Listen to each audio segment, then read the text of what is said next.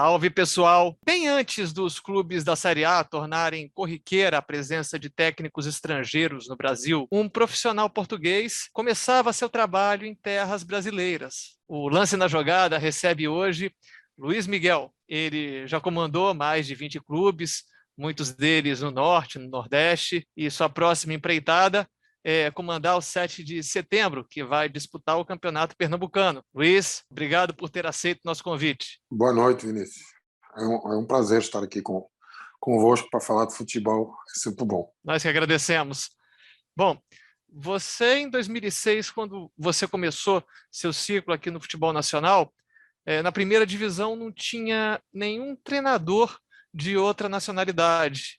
No máximo, anteriormente eram um ou dois clubes que abriam espaço. A que se atribui essa onda, essa nova onda, né? Que vem sempre uma onda aqui, digamos, uma nova onda de treinadores estrangeiros. Eu acho que é muito através da globalização, ajuda muito, porque hoje, dá uns anos para cá, toda a gente consegue acompanhar todos os campeonatos. Isso também fez com que alguns treinadores, principalmente portugueses, começassem a ter interesse em vir para o mercado brasileiro. Na década passada, praticamente ninguém tinha interesse em vir. E se deve muito também à evolução da organização do futebol brasileiro.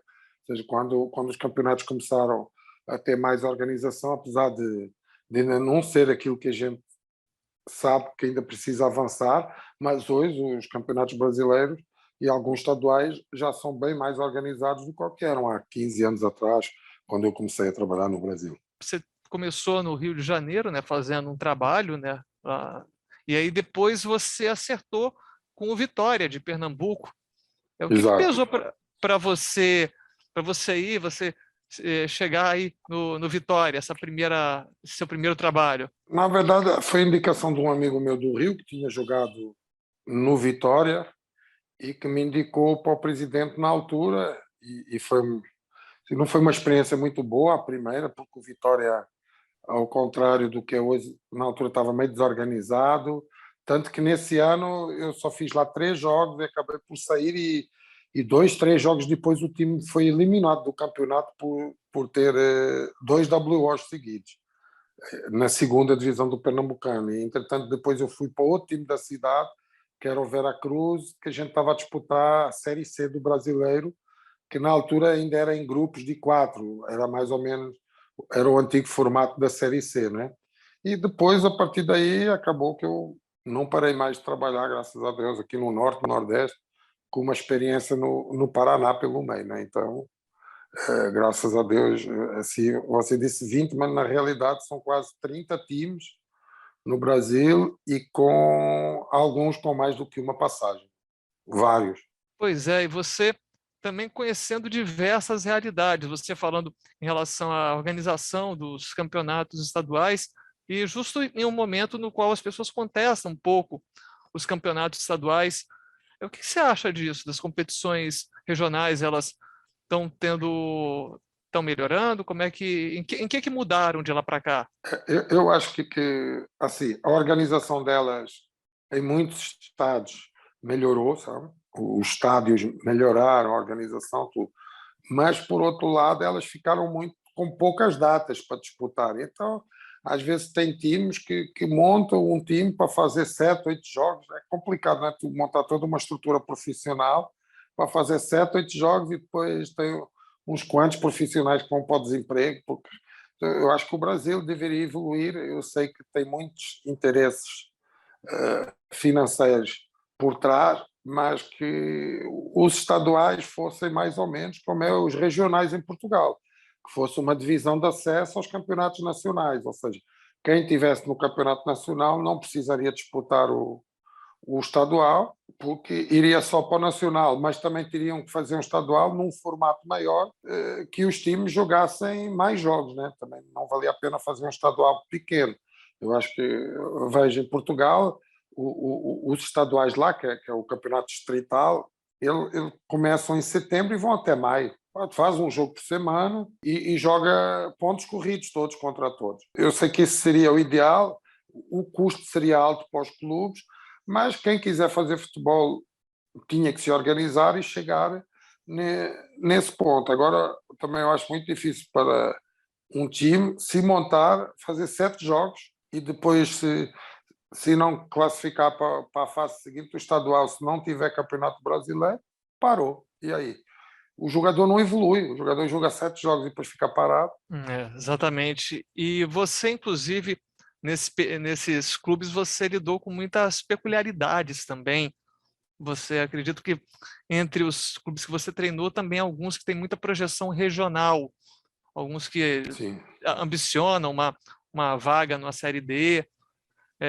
Quais foram as peculiaridades que você notou de uma região para região? Você que foi pelo Rio Grande do Norte, também pelo Pará, também São Raimundo também, que você treinou, que é um time tradicional Isso. do Amazonas, o Maranhão, o Motoclube, que é muito tradicional. O próprio Maranhão Atlético Clube, né, que são os dois, são 3 times grandes na capital, né? Sampaio, Moto e Maranhão. Apesar do Maranhão agora estar na segunda divisão estadual, mas é um clube que tem, dos 3, se calhar o que tem mais estrutura.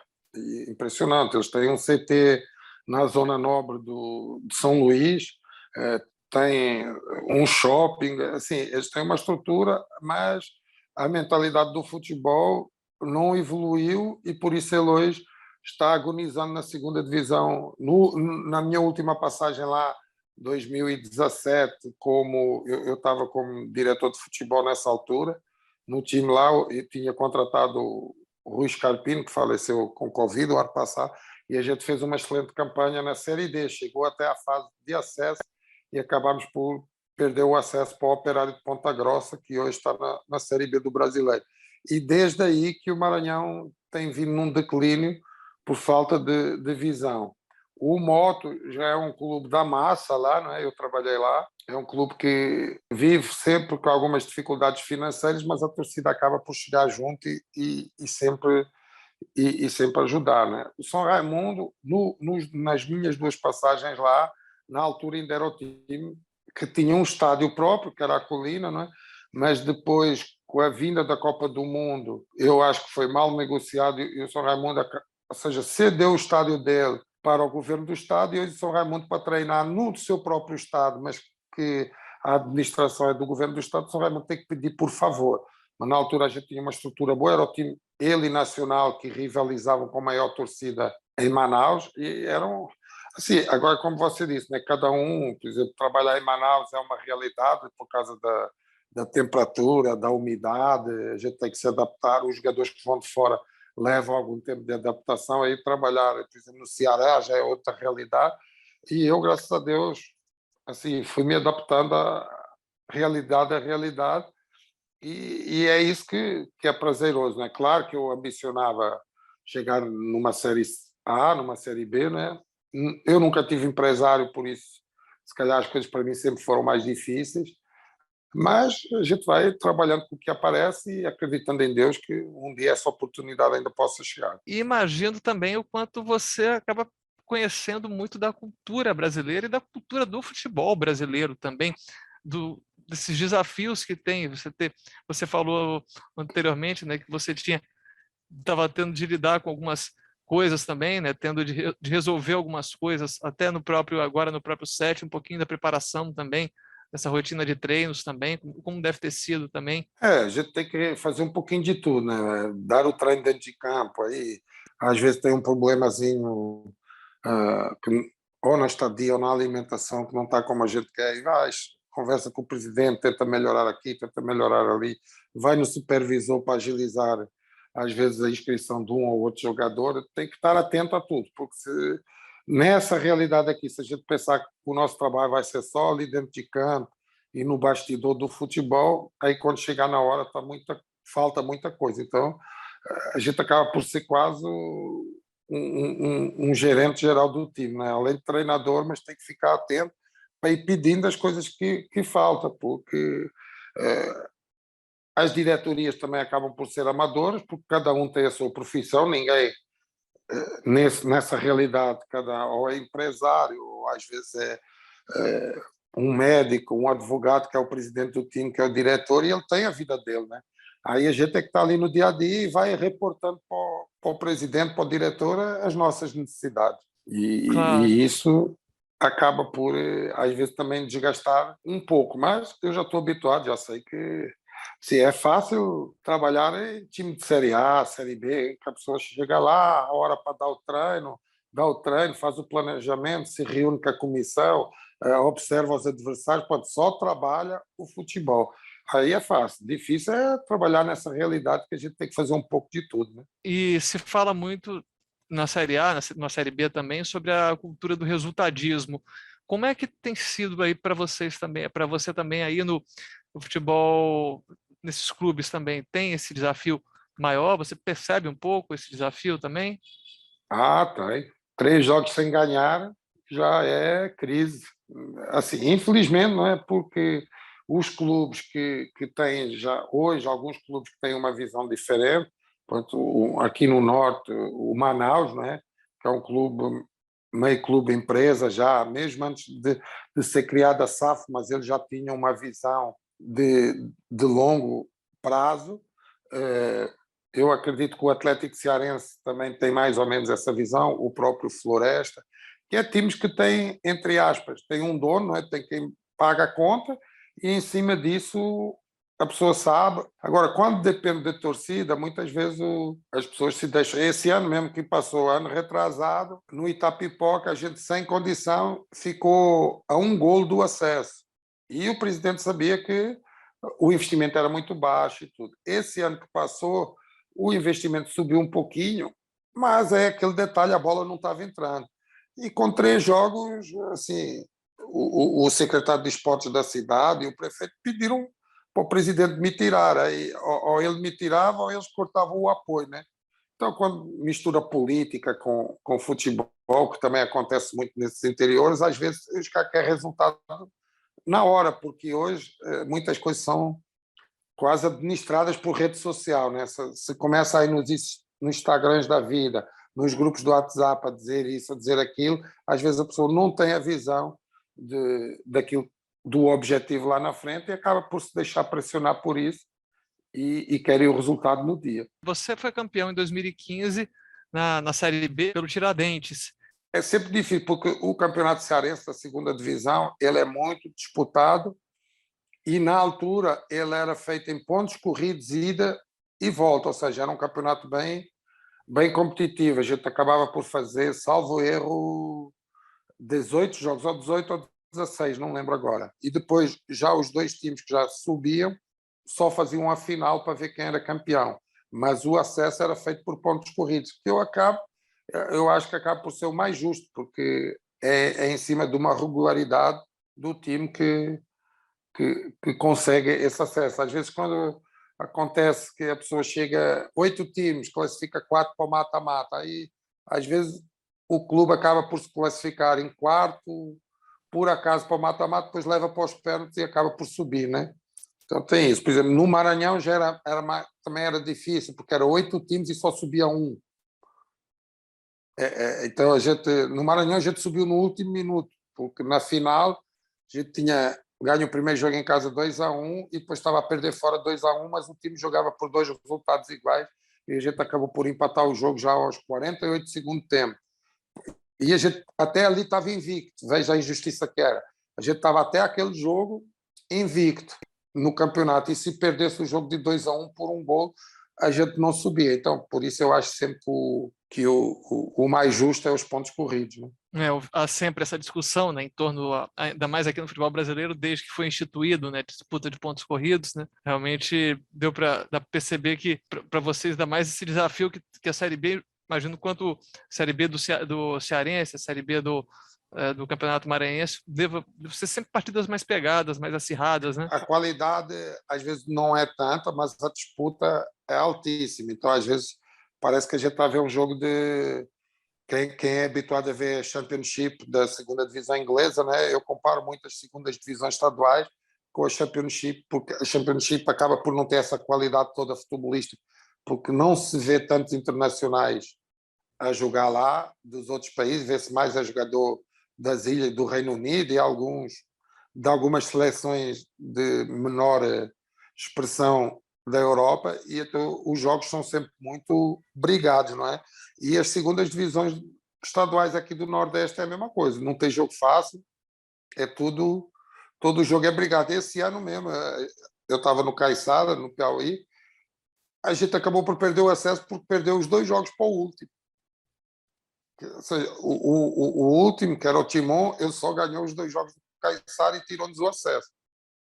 Foi os únicos pontos que eles fez. Assim, na teoria, seria 2 jogos fáceis, porque principalmente quando fomos jogar com eles no penúltimo jogo do primeiro turno, eles não tinham nenhum ponto e a gente acabou por perder 1-0 e depois perdemos em casa também. Então, é a máxima que não tem jogo fácil nos estaduais aqui da segunda divisão. Voltando um pouco a falar do 7 de setembro, dessa preparação do 7 de setembro, o quanto tem sido desafiador para essa campanha, ainda mais um time que tá querendo, que tem o objetivo de tentar fazer frente, tentar se manter, pelo menos primeiro a prioridade de se manter. O objetivo é não cair, né? O orçamento é muito baixo.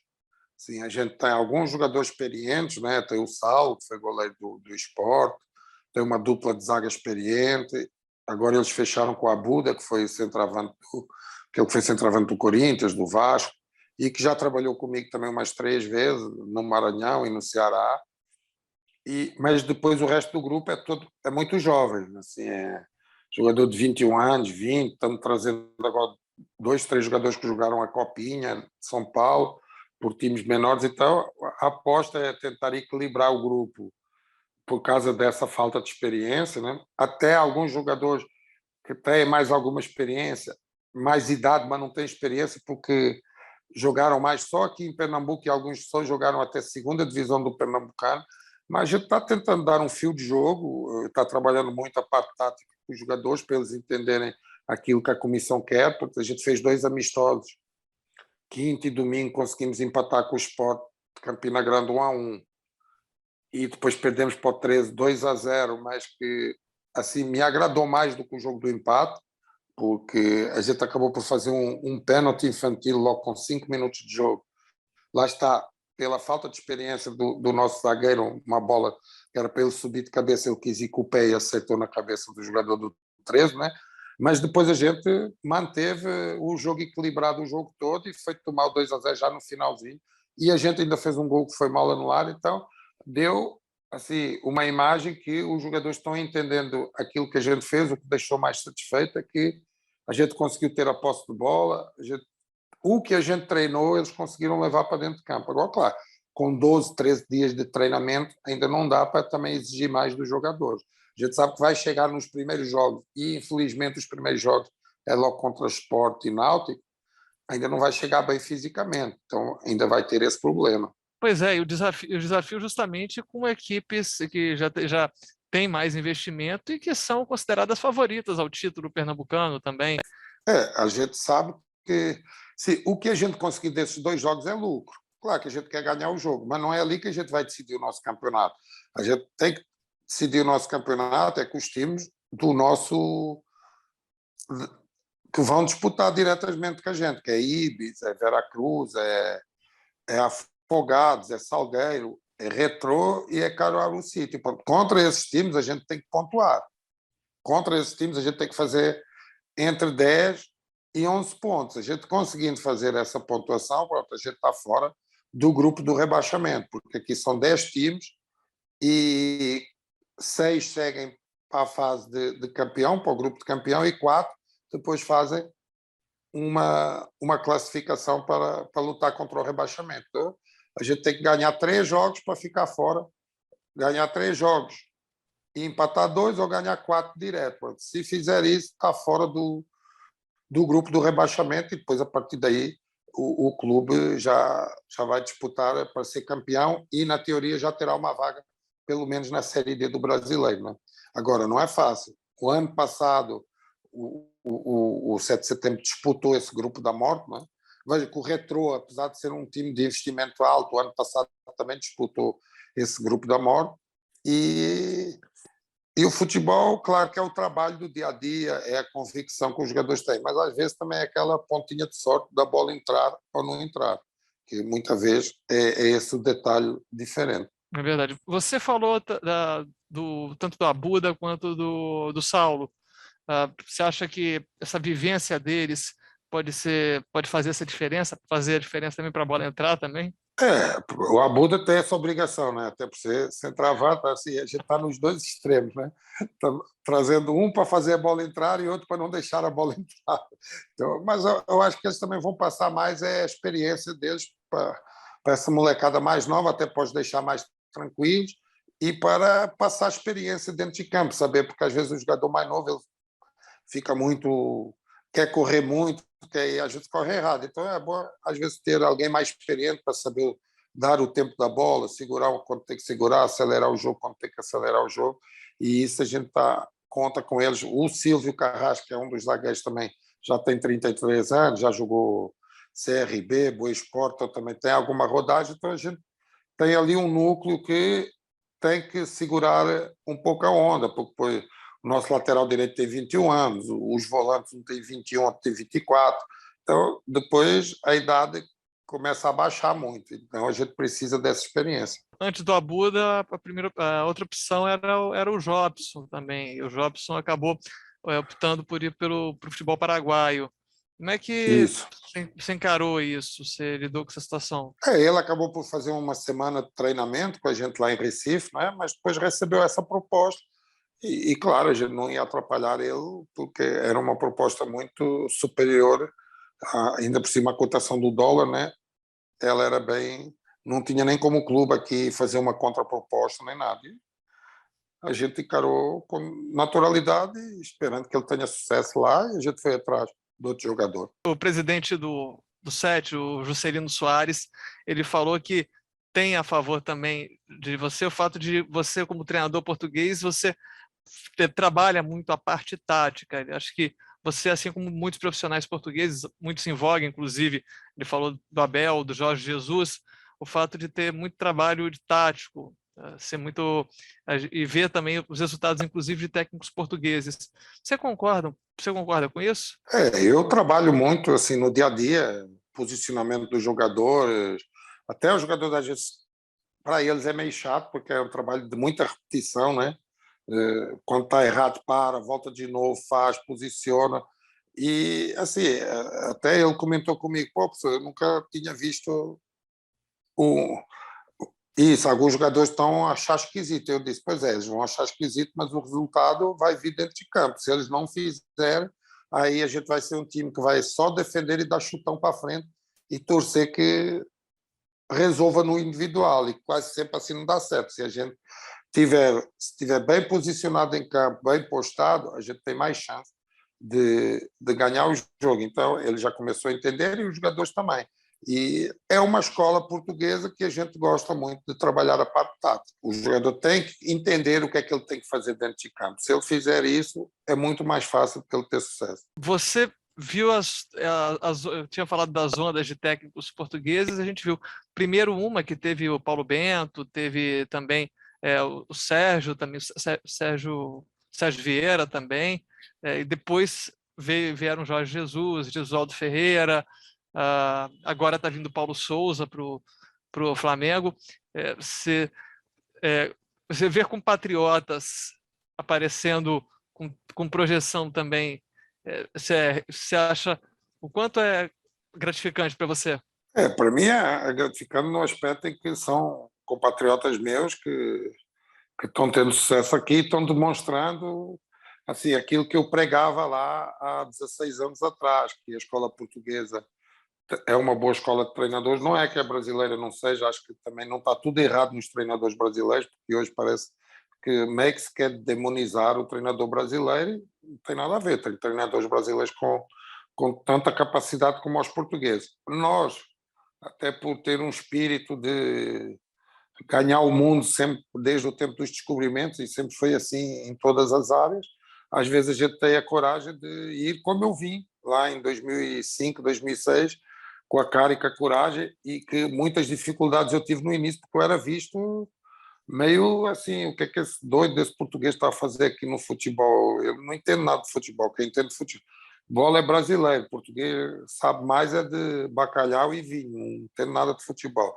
Porque era meio isso que acontecia no início. Às vezes eu chegava nos clubes com muita desconfiança da diretoria, dos próprios jogadores, e fui conquistando. E acredito que hoje, quando se dá tempo, acaba por o treinador ter sucesso. Claro que não é uma receita pronta, vou trazer um treinador português, vai dar certo.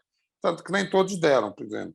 Eu acho que o Paulo Bento não teve sucesso mesmo, o Ricardo Sapinto também não. O António Oliveira no Atlético Paranaense, ele teve sucesso porque quando ele saiu ele tinha deixado o time qualificado para a final da Copa do Brasil, estava mais ou menos no campeonato, não sei a razão que ele saiu, se foi pessoal, se foi algum litígio lá. O Jorge Jesus teve sucesso, o Abel está tendo. Assim, o caso que eu achei que iria ter sucesso, mas não deram tempo para ele, foi o professor José Ferreira, porque de facto ele é um treinador muito qualificado, muito bom treinador, mas não deram o tempo nem as condições ideais, porque o Santos não podia contratar, foi meio complicado para o professor José de Ferreira. Mas, assim, não quer dizer que agora todo. Nem quer dizer que se o Jorge Jesus tivesse voltado ao Flamengo ou tivesse ido para o Atlético Mineiro, que teria dado certo. Que eles iriam trabalhar, iria trabalhar. Mas o futebol tem esse detalhe que é a bola entrar ou não entrar, né? Então, às vezes, veja que o Jorge Jesus voltou ao Benfica e nada deu certo para ele. O fato de você já estar há muito tempo aqui, ter passado por oscilações nos clubes nos quais treinou, você já está com quais tipos de casca em relação ao futebol brasileiro? Quando eu vou para o clube, eu já vou preparado para dar certo.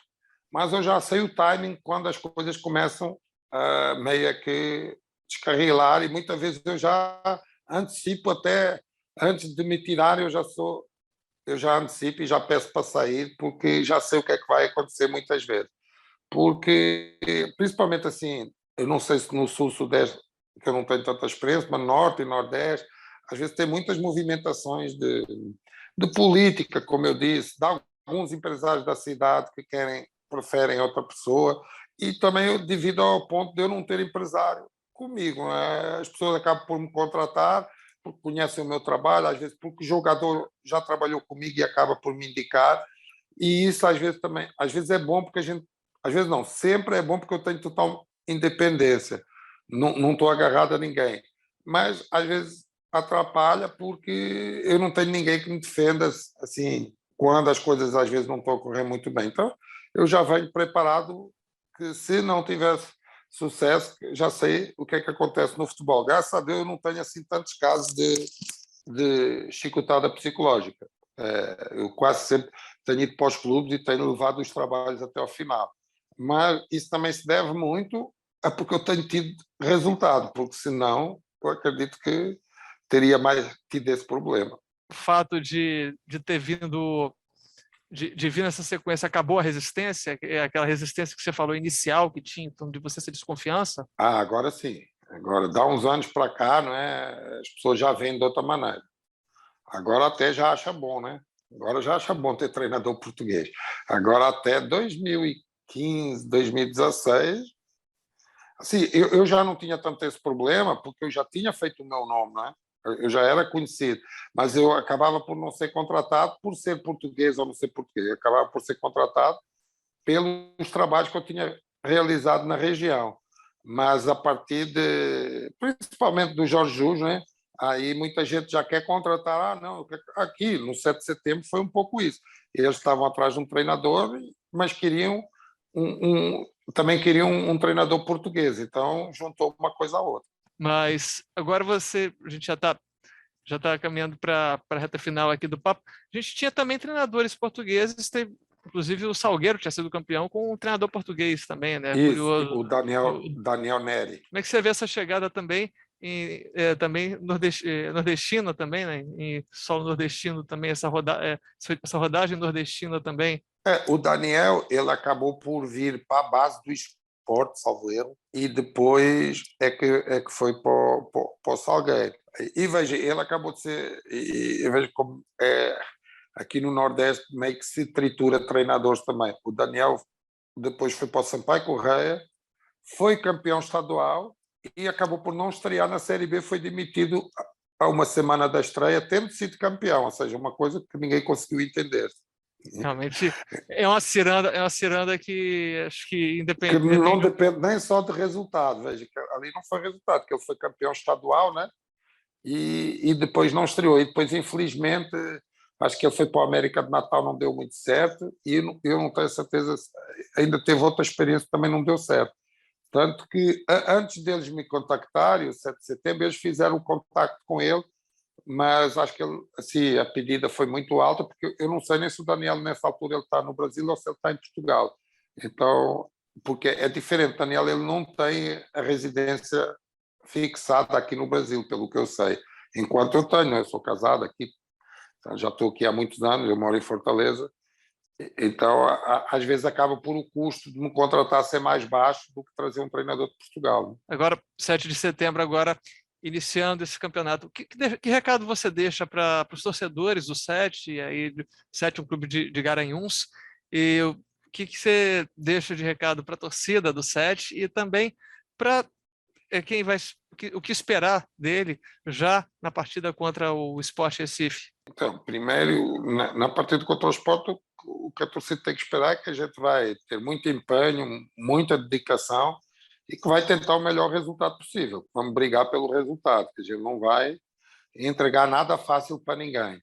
E pedir à torcida que apoie os jogadores, né, que estejam juntos, que não vai ser um campeonato fácil, o campeonato pernambucano é um campeonato muito equilibrado, muito disputado, mas que eles tenham a certeza que a gente está tentando ir no caminho certo e fazer o melhor para o 7 de setembro. E o melhor para o 7 de setembro é se manter na primeira divisão e, se possível, beliscar uma vaga numa competição nacional. Olha, muito obrigado, Luiz, por ter aceito o nosso convite para bater esse papo e também conhecer também o seu trabalho já de tantos anos, passando, conhecendo diversos lados, diversas peculiaridades do futebol brasileiro, com a sua ótica também. Um grande prazer mesmo conhecê-lo. Um abraço e foi um prazer participar com vocês aí. Para você, obrigado pela audiência e até a próxima.